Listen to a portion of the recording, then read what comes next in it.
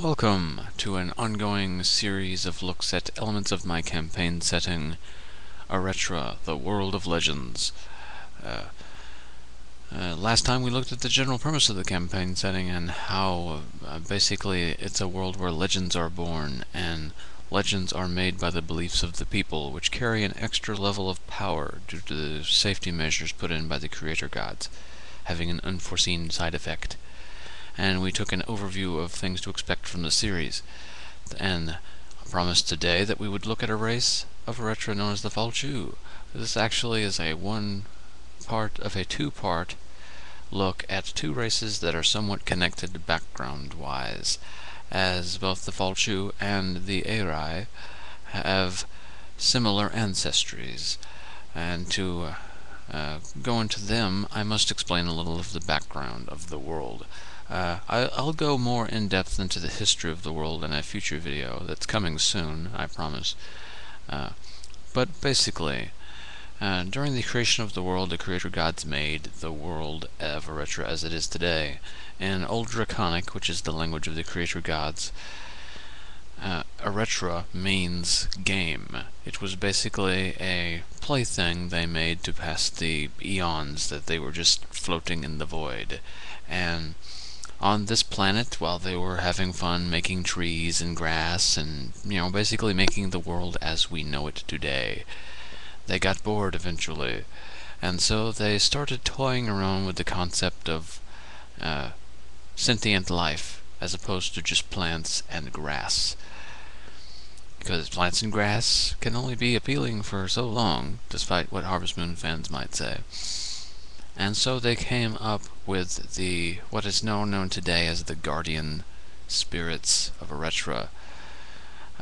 They are what you would consider prototypes for what the concept of races are, predating humans and elves and dwarves and such. These are basically the prototypes for sentient races. They were given dominion over several aspects of Aretra and were somewhat like keepers of it, where they had the capability to basically function as really powerful gardeners to an extent. The guardians of the Earthkin, tended the mountains and the forests and the plains and the hills. The Wavekin, as they were originally dubbed way back when the Wavekin species, the first primal spirits, existed, governed the oceans and watched over the life there. And that later came, as did the Earthkin with the surface world, of course. And, of course, the Skykin, as they were known back then, watched over the skies and moved the clouds and governed the weather. There was a kin for the underground that is now known as Undernight. There was also incredibly powerful ones for life and death, and the means in which they protected these primal forces, they could also be considered a prototype form of deity. But next came more formal organized races such as humans, elves, dwarves, the races we know today, and the primal spirits watched over and protected them. Sorry for the flip. And with primal magic, druids, and similar ilks that could tap into primal magic, they also gained bonds with the primal spirits, the guardian spirits. And through these bonds were forged new races that came about not through traditional birth from a body, but they simply they came into existence as an act of spontaneous creation through the combination of the two spirits, the guardian spirit and the soul within the mother. Although some of the mothers were effectively male, it didn't matter. The guardian spirits are genderless, so it kind of just worked both ways. And from these spontaneous creations were the Wolfkin, known as the Faolchu, and the Aretra, and what we call now Wavekin, even though they're a different species than the original Wavekin. And other species that they themselves have long been forgotten, that are descendants of guardians over life and death that went extinct eons ago. The Wavekin we know today, the fish people, are on the edge of extinction and are no longer a playable race. The only two remnant species that are still around that are the remaining legacy of the guardian spirits are the Faolchu and the Aretra, infused with the very stuff of primal magic. So yes, pretty interesting method of creation, if I do say so myself, but not entirely original. I'm sure there's dozens of other things that respond to creation that way. But let's look at some of the game mechanics of the Faolchu. I originally was going to make an entire video going into great detail about the cultural stuff of a Faolchu, because they're very, they've got traditions and other things and customs that I could go into. But let's basically look at the game mechanics and go through it as a read-through of a racial entry in a supplement.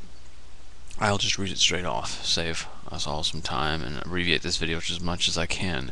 If you're interested, I can host a longer video on another site that just has the full racial information and a lot more bells and whistles. Anyway, Faolchu, Wolfkin. The last remnants of a forgotten people, the beast-like Faolchu proudly carry a heavy burden. Racial traits. The average Faolchu is around 6'5" to 7'5". If you only factor in the core races, this would make Faolchu the second tallest race, but they're actually not even the second tallest race of Aretra. Among the core races, only the Goliath is taller than the Wolfkin, and in Aretra, Goliaths aren't the tallest race. But they weigh in at a lean and muscular 200 to 300 pounds. Their ability score bonuses are a +2 to strength, and their second optional score that they can choose between one or the other is either a +2 to charisma or a +2 to wisdom, making their ability score bonuses incredibly versatile. They're pretty much good at every class except the psionics and the sneaky stuff. Their size is medium, though, as you can see from the measurements I mentioned before, they are on the larger side of medium. Their speed is 6 squares, although there's racial feat support that I won't go into in this video that can speed them up, especially out of combat or under certain circumstances. They can be incredibly fast when tracking people down. Their vision is normal, but again, there's racial feat support to augment that. Languages. Here's where something else needs to be explained. I used 3.5 languages because I didn't think it made sense to liquidate all the languages like 4th edition did when I converted. So they start off with Common and Sylvan, and like all other races of Aretra, including the core ones, they have an additional number of languages equal to their intelligence modifier, just like in 3.5. And I'll go into, additional languages that are not found on the 3.5 lists in a later video. Anyway, their skill bonuses. Most of my races, instead of having 2 static bonuses to 2 skills, like with ability scores, I have the second skill being a pick between 1 or 2, one of the 2. Their static one is a +2 to nature, and they can choose between either a +2 to perception or a +2 to insight. These skill bonuses go along with the Faolchu's nature as a guardian species, and they're very good at tracking, and they're hard to get by or deceive. They can track you down very expertly, and they're very knowledgeable and comfortable in their surroundings. Racial abilities, little talents they get, are Heart of Vengeance. When an ally drops to 0 hit points or fewer, they can make a melee basic attack as an immediate reaction, I mean. And they get some racial feat supports that augments their ability to make immediate actions, such as Explosive Strength, which gives a racial damage bonus to immediate action attacks. Anyway, one of their second racial ability little talent, is Circling Strike. Once per turn, when they move another creature using a power, they can shift 1 square as a free action after the move. This makes them really good skirmishing warlords and decent seekers, especially if they go with the facial feat support that augments Circling Strike, which can lift the 1 time per movement, to where if they move multiple creatures with a single power, they can move multiple times. Anyway, their racial power that comes with the class is an encounter power, and unlike most racial powers, due to the nature of the Faolchu being permeated with primal magic, its racial power has the primal keyword and the primal power source. Close Burst 5 is a move action. They can select 1 square of normally impassable terrain within the burst, such as a wall or a tree, and that square for the rest of the encounter can be treated by allies as an ally, meaning your allies can flank with it, and nothing in that square provides cover to enemies. And you, and only you, while you can't benefit from a flank with it, can move through that square as if it were an ally, but can't end there. And again, there's racial feat support for Earthbond that makes it faster or enables you to send primal spells through your affected piece of terrain, or even at Paragon tier teleport through it, or allocate more than 1 square. So it's very interesting. Let me check my time real quick. Okay, I've still got some more time. Sorry for the slap-together nature of this video, but I originally planned a much longer, more detailed video, as I said it before.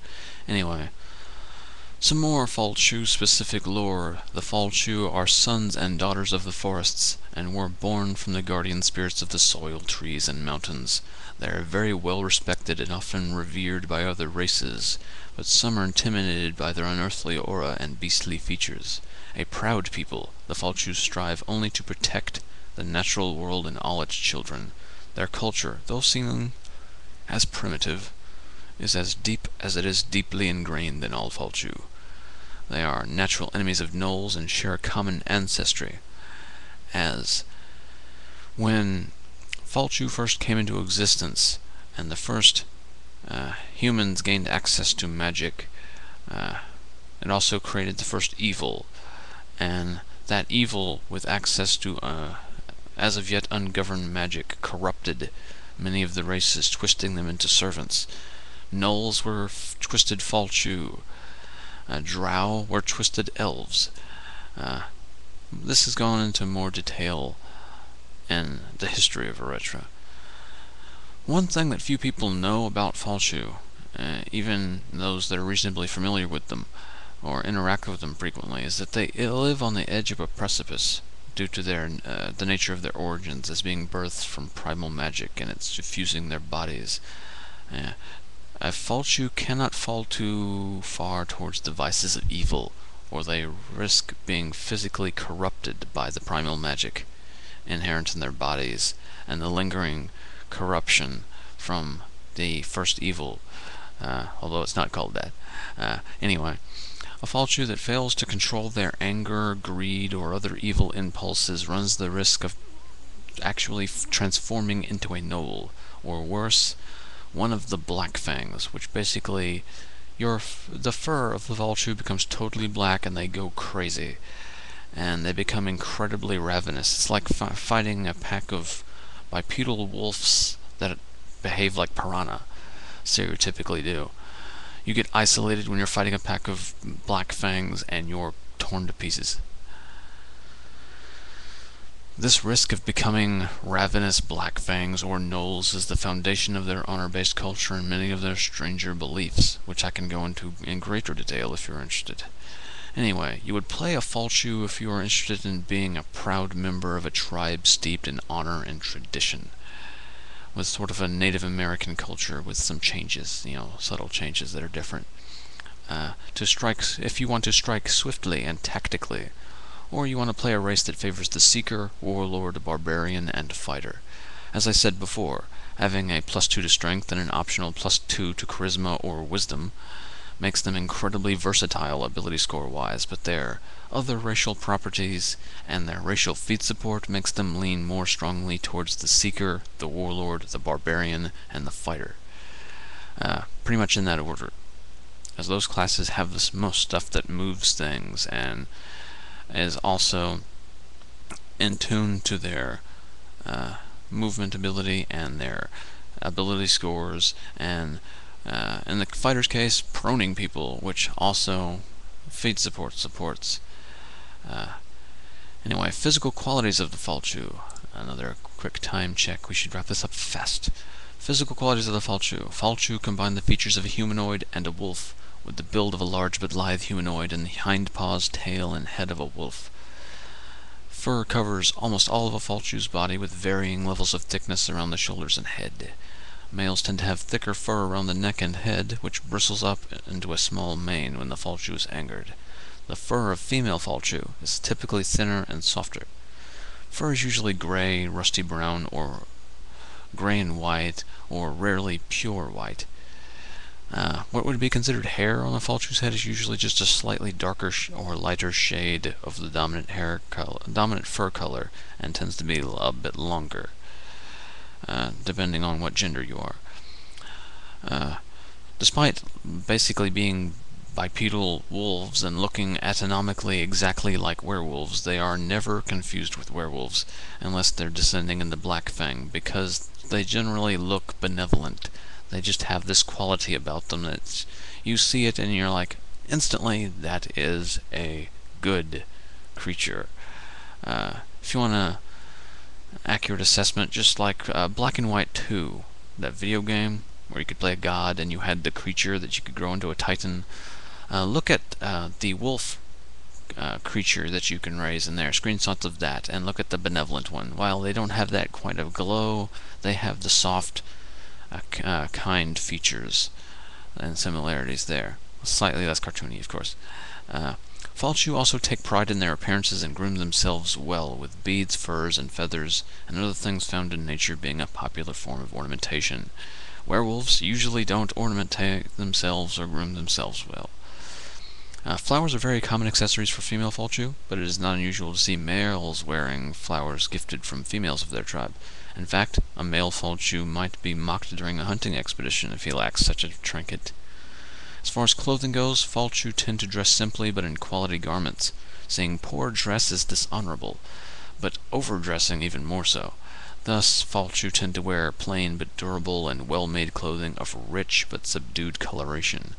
Despite their beastly appearance, Faolchu are often renowned in the social circles of other races for having impeccable taste, though this isn't always true. And Faolchu art is incredibly popular on the auction markets and stuff like that. I'm nearing the time limit of 20 minutes for this kind of thing, so I'm just going to quickly go into a bullet point summary of some of the feat support you can look into. I mean, look forward to if you play a Faolchu in one of my campaigns, or want to get more information on them specifically and maybe use this in your own campaign setting. They get feats to augment their ability to do immediate actions and opportunity attacks. They also get things to augment Circling Strike, where they can move more with it or use it under more circumstances, like when they bull rush or knock prone. They also have some bonuses, such as a feat in which when they knock somebody prone, they deal additional damage on top of whatever damage the proning attack did, equal to their strength modifier, because they just savagely strike them down with brute bestial force. They also get capabilities to expand their Earth Bond to multiple targets at Paragon tier and teleport between the 2 points, which is 2 separate feats. They also get things that speed up Earth Bond to a minor action, and another one that enables them to flank with their point without, just it being something that supports the pack. They also tend to specialize in use of spears, and their racial support, Pack Fang, gives them proficiency with all spears and a +2 damage bonus with spears. And They also have several, well, not several, but at least one spear enchantment called a Faolchu Flinger. It's basically a dwarven thrower, but spears and Faolchu. They also have their own armor enchantments that work well when their racial abilities are triggered, or when you shift due to the nature of class or racial ability. Then, okay, I'm going to go ahead and wrap this up now. But if you want more information, as you can see, there's a plethora of information on just this one race that has exceeded 20 minutes. If you want more detailed information, let me know in the comments section, and I may finish making that more polished, longer, more detailed video that goes into the feats in more detail. Or I might just make a Google document and link it to you below. So let me know, and if you enjoy the Faolchu, give me feedback on what you see here. This is Cheese of Ages, signing off. Next episode, the Eri, semi-bipedal griffin people that occasionally like riddles. They are also highly favor the Invoker and the Sword Mage.